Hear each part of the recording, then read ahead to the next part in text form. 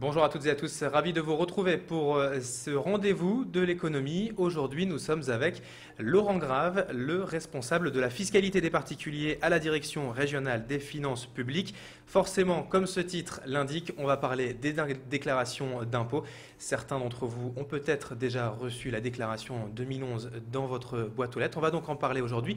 Bonjour Laurent Grave. Bonjour. Alors finalement, la première question, les déclarations d'impôts, on en reçoit tous les ans. Qu'est-ce qu'il y a de nouveau cette année ? Alors, je dirais que cette année, il n'y a pas de grandes nouveautés législatives au titre des mesures pouvant s'appliquer dans le cadre de cette campagne. Il y a quelques petits ajustements qui peuvent porter sur des pourcentages de déduction pour certains crédits d'impôt, quelques petites mesures partielles. Néanmoins, je dirais des efforts ont été faits pour améliorer la lisibilité des déclarations papier telles qu'elles sont envoyées aux usagers et telles que vous avez probablement en grande partie d'entre vous déjà reçues. Je vous montrerai simplement, pour exemple, voilà, ce type de document sous blister que pour 60% d'entre vous, vous avez déjà reçu probablement, puisque depuis maintenant 2 ans, nous avons lissé les envois au niveau national de façon à ce que tout le monde puisse recevoir le plus rapidement possible sa déclaration. 60% de ces déclarations ont été remises à la poste le 19 avril dernier et d'ici début mai, tout le monde aura reçu sa déclaration préimprimée. Et alors pour la région Nord-Pas-de-Calais, le calendrier de paiement, il s'étalonne jusque quand ? Alors, je ne vais pas raisonner en paiement, je vais raisonner en termes de souscription des déclarations. Donc, en ce qui concerne la souscription des déclarations papier, vous avez jusqu'au 30 mai. Par contre, et maintenant, comme d'habitude, je dirais, la télédéclaration, qui peut être donc souscrite par Internet, elle laisse un délai complémentaire jusqu'au 23 juin. Alors l'intérêt d'aller sur Internet, pas pour le particulier ou pour forcément voilà, les contribuables que nous sommes, mais pour la direction régionale, ça coûte moins cher, c'est plus simple. C'est quoi l'intérêt vraiment d'Internet ? Alors, j'aurais tendance à revenir quand même sur les deux. Alors, il est évident que pour une administration comme la nôtre, qui est résolument tournée vers la dématérialisation, ne serait-ce que pour faire des économies en coût de papier, en coût d'affranchissement. Vous avez des chiffres justement d'économies de fait Non, grâce à j'ai Internet ? pas de chiffres avec moi à vous donner aujourd'hui, mais ce qui est certain, c'est que compte tenu des masses, il est évident que c'est un gain non négligeable. Je dirais toutes les économies sont bonnes à prendre actuellement, et donc pour nous, il est important de pouvoir privilégier ce mode de traitement, ce qui explique d'ailleurs que nous portons énormément d'efforts et d'innovation dans la télédéclaration. Et nous essayons de rendre ce produit le plus largement attractif possible au niveau des usagers. Je prendrai quelques exemples simplement pour illustrer l'intérêt d'une télédéclaration par Internet. C'est que déjà vous avez ce délai complémentaire que j'évoquais, c'est pratiquement 1 mois de supplément. C'est également une démarche qui est réalisable très rapidement. Hein, pour le peu que vous n'ayez pas de modification à faire sur votre déclaration, elle peut être validée en 3 clics. Vous n'avez pas de justificatif à envoyer à l'appui. Hein, vous les envoyez que si le service vous les demande. Vous avez un accusé réception. Là, c'est une demande souvent qui est mise par les usagers. On ne le fait pas pour le papier, mais pour la télédéclaration, c'est automatique.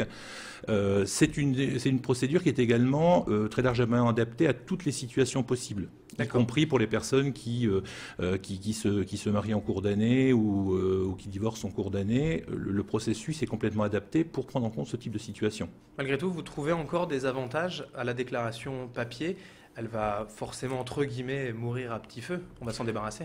Alors, des avantages, je dirais qu'ils sont maintenant limités. C'est vrai que la direction générale des finances publiques a tout intérêt à évoluer vers le zéro papier à terme. Il est bien évident que c'est par contre limité par les capacités, par les abonnements Internet que peuvent avoir les usagers, par, je dirais, peut-être quelque part une petite hésitation à franchir de leur part par rapport à un processus qui maîtrise moins qu'une déclaration papier où on apporte sa signature, on envoie au centre. Voilà, question de génération.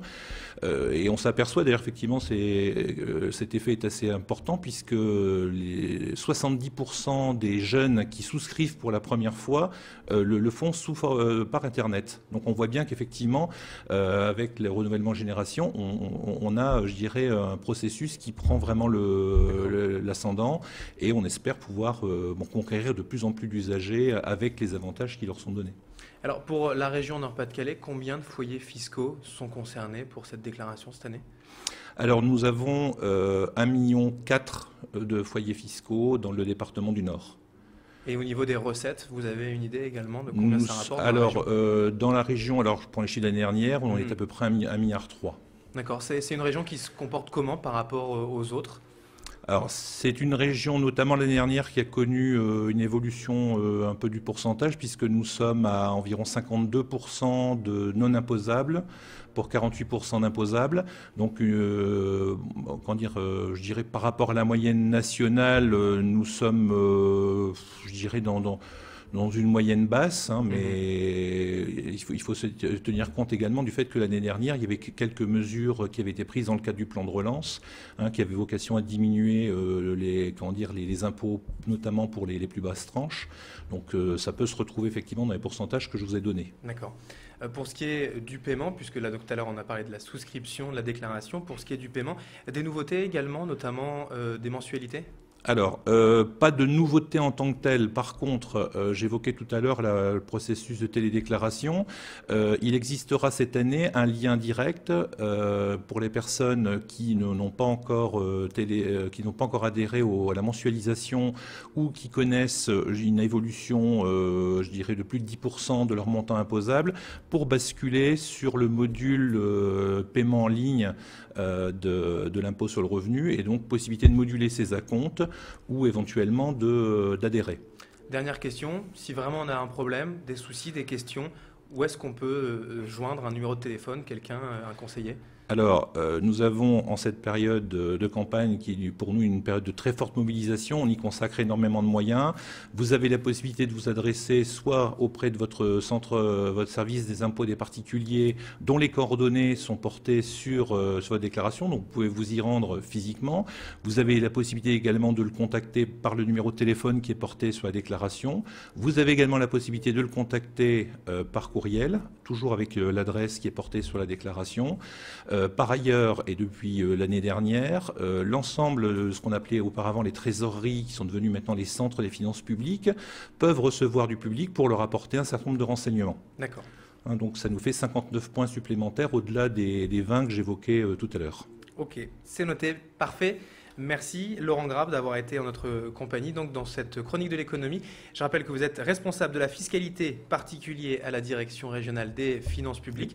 Ensemble, nous avons donc évoqué cette déclaration d'impôt pour 2011 que certains d'entre vous ont peut-être déjà reçue dans leur boîte aux lettres. En tout cas, si ce n'est pas le cas, ça ne devrait pas tarder. Bonne journée à vous, merci et peut-être à bientôt.